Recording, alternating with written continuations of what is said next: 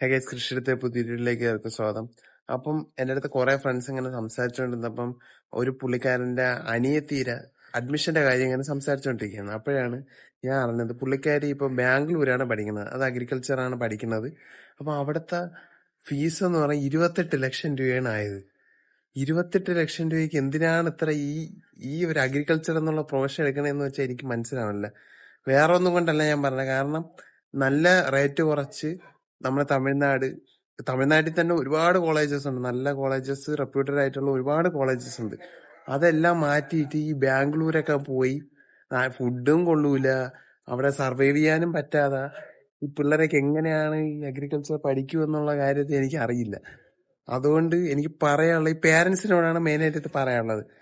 ഇപ്പൊ ഒരു നമ്മളെ നമ്മളെ പിള്ളേർക്ക് ഒരിടത്ത് അഡ്മിഷൻ എടുക്കുമ്പോൾ അത് നല്ല രീതിയിൽ അന്വേഷിക്കണം. അല്ലാണ്ട് നമ്മളെ ബന്ധമോ സുഹൃത്താണ് ഏജന്റ് എന്നുള്ള രീതിയിലൊന്നും നിങ്ങൾ അഡ്മിഷൻ എടുക്കരുത്.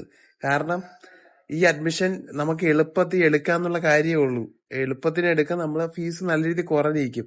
28 ലക്ഷം രൂപയ്ക്ക് കൊടുത്ത് ഒരു കോഴ്സ് പഠിച്ചിറങ്ങുമ്പോൾ അതിനുള്ള ബെനിഫിറ്റ് കിട്ടിയില്ല എന്നുണ്ടെങ്കിൽ നിങ്ങൾക്ക് തന്നെയാണ് അവസാനം നിങ്ങൾ റിഗ്രറ്റ് അടിക്കും. കാരണം കൂടെയുള്ള കുട്ടികളെല്ലാം ഇപ്പൊ കോമ്പറ്റീഷൻ എക്സാമിനാണെങ്കിൽ കൂടി വേറെ പുറത്തുനിന്നുള്ള ഒരുപാട് പിള്ളേരെ നിങ്ങൾ കാണും.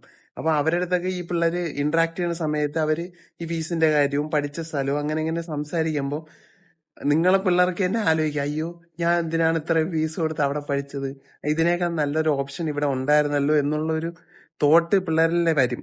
അതുകൊണ്ട് തന്നെ എല്ലാ പേരൻസും നല്ല രീതിയിൽ അന്വേഷിച്ചിട്ട് വേണം ഒരു സ്വന്തം മക്കൾക്ക് അഡ്മിഷൻ എടുത്ത് കൊടുക്കാൻ.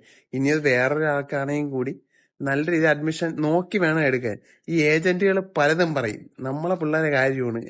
അപ്പൊ അതെല്ലാം നല്ല രീതിയിൽ അന്വേഷിച്ചിട്ട് വേണം അഡ്മിഷൻ എടുക്കാൻ. അപ്പൊ ഈ കാര്യം നിങ്ങളുടെ പറയണമെന്ന് തോന്നി. 28 ലക്ഷം രൂപയ്ക്കൊന്നും അഗ്രികൾച്ചർ പഠിക്കേണ്ട ആവശ്യമില്ല.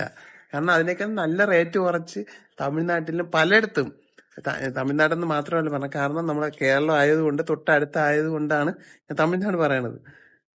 അപ്പം പുതിയൊരു വീഡിയോ പറഞ്ഞതിനെ കാണാം. ടാറ്റാ.